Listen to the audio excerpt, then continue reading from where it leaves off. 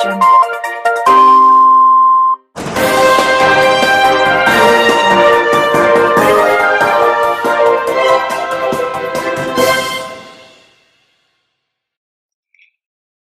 there, thanks for joining me on Pertama News.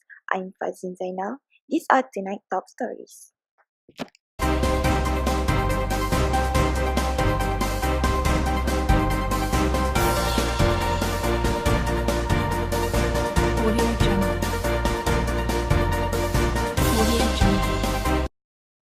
Construction is one of the most dangerous activities for land industries. Thus, safety practices inside is a must. Therefore, our reporter Riduwan will explain more in detail regarding safety practices in construction site. There are many points that can be taken when practicing safety on construction site. The first point is site safety inspections. Site safety inspections is the most important and the most effective means to identify hazard that occurs in work site.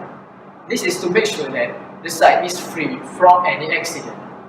For a better site, let me show you a clip of what a real site safety inspection is.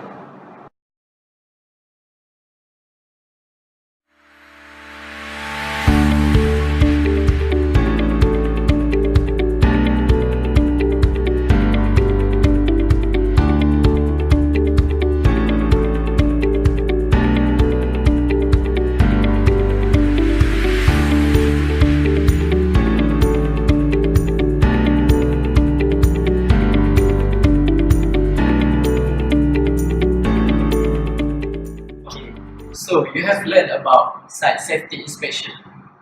If you take a look closely in the video, you notice that every workers were provided with personal safety equipment. Some equipment like safety helmets, gloves, safety boots, safety vests, and many more are very important for them.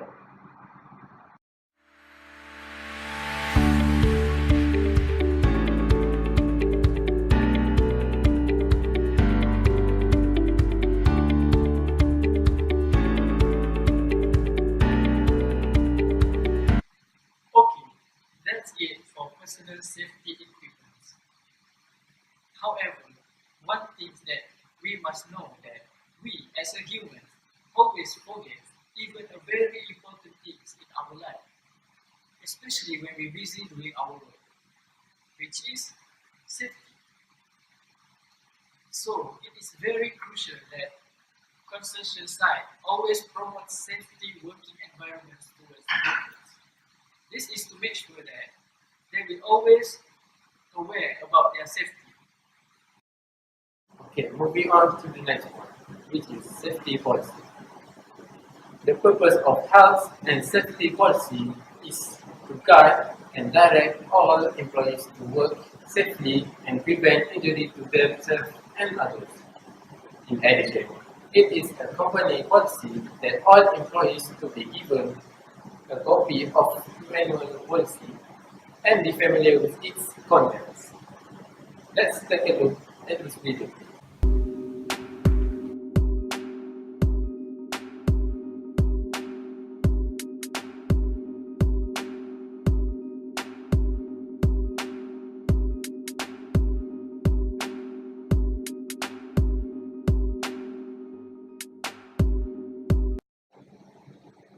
Moving on to the next point, which is safety meetings. Safety meetings are an opportunity for management to communicate to employees how they can do their job safer and better. It also allows employees an opportunity to relay safety and health concerns or to place improvement ideas to their supervisor. The main objective is either to remind employees of safe practice they have already learned, or to introduce and build awareness of new techniques, equipment, or new regulations that must be observed. Now, let's take a look at this video, which gives clear view that I have just said before about safety.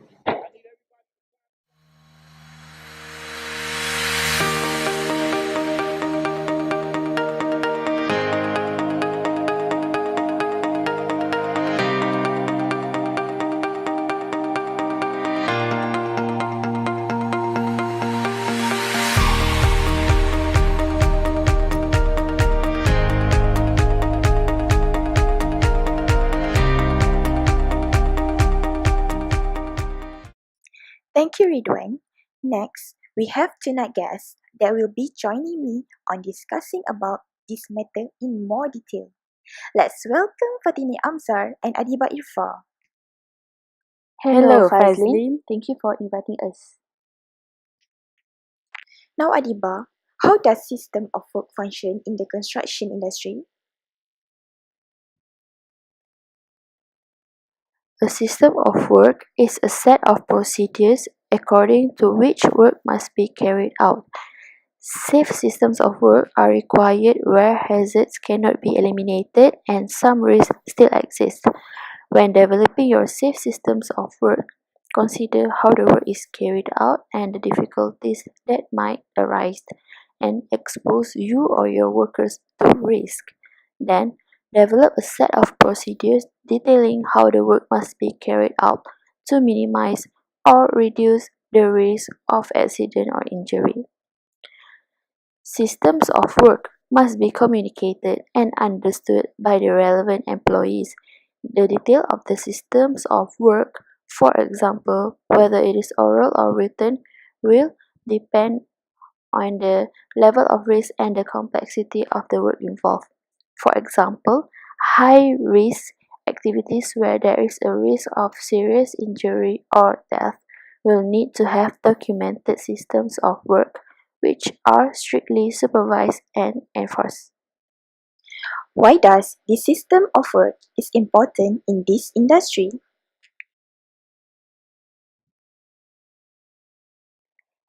It is important as there are large percentage of accidents occur due to lack or failure in the system of work.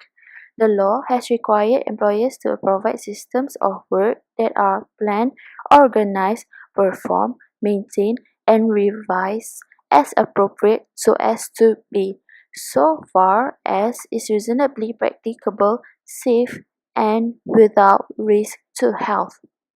Regularly review your systems of work to ensure that they still reduce or minimize risk and revive as necessary. Safe systems of work can reduce or eliminate exposure to hazard, but they must be strictly followed. Okay, so Fatini, since you are expert in this construction industry, can you explain about emergency preparedness before any accident occurs? Okay, so emergency preparedness helps to minimize the human suffering and economic losses that can result from emergencies. It should be understood that the size and capacity of projects, as well as their access and location, have a bearing on the degree of planning necessary for emergencies. It is therefore strongly recommended that constructors ensure that a member of staff on site assists in developing the emergency response plan. So, in what stage the planning of emergency plan should be commenced? Planning shall begin before any works commence on the project, although there may be little time between the award of the contract and the start of the project. A good emergency response plan can be generated and, with some minor changes, can be easily adapted to specific sites and readily implemented. This is especially the case where a constructor specializes in similar type of project.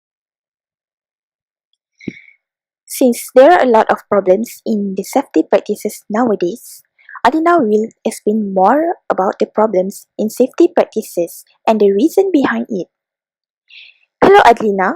Thank you, Fazlin. I'm Alina Nadira, signing in for duty from my post on the eastern side. Today, I'll be sharing with you the problems in site safety practices that I've observed over time. As you all may know, a construction site is the most hazardous on-land area one could tread on. That being said, there is standard protocol regarding safety practices implemented to ensure on-site safety. However, avoidable accidents still occur despite these protocols. This could be due to the problems that occur in real time. Some of these problems include 1. Ignorance of workers regarding procedures. Workers' ignorance towards proper procedure often causes on-site problems. This ignorance could stem from the lack of knowledge towards these procedures. Another common contributor is the negligence of workers towards it. The could care less or as long as it's done attitude is a real hazard when it comes to on-site working. Ignoring the working statement, one that should be displayed on site at all times, causes ignorance. The statement is there for a reason, and I feel that it's often overlooked. This results in improper work methods, risking everyone involved.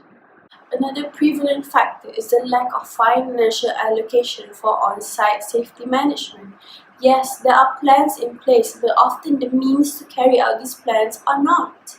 Some of these provisions should include new and usable personal protective equipment or PPE. More often than not, PPEs used on site are worn out, old, or nearing the end of its usable life. Continuously using obsolete equipment are one of the factors that causes things to go wrong on site. Last but certainly not least is the language barrier between site supervisors and the workers. This problem proves to be the most dominant as information is lost in translation. Supervisors try as they might to get information across, but the wide demographic of workers means that some information will be lost along the way. The information is not only brief. This influences not only the briefing sessions, but also instructions during work and calls of danger. The difference in grasp of language puts all parties involved at danger. I will now pass you back to Fazlin in the studio. Fazlin, back to you.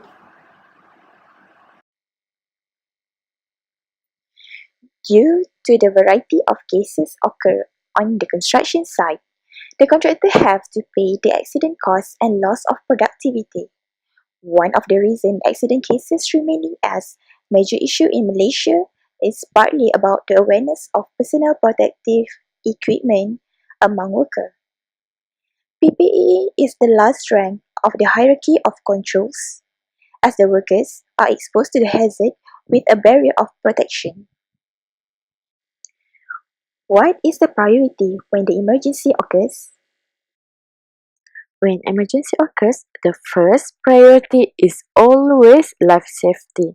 The second priority is the stabilization of the incident. There are many actions that can be taken to stabilize an incident and minimize potential damage. First aid and CPR by trained employees can save life. Use of fire extinguisher by trained employees can extinguish a small fire. Containment of a small chemical spill and supervision of building utilities and systems can minimize damage to a building and help prevent environmental damage. So Fatimi, what is the emergency action plan? An emergency action plan is intended to facilitate and organize employer and worker actions during workplace emergencies and is recommended for all employers. Well-developed emergency plans and proper worker training will result in fewer and less severe worker injuries and less damage to the facility during emergencies, so that the worker understands their roles and responsibilities within the plan.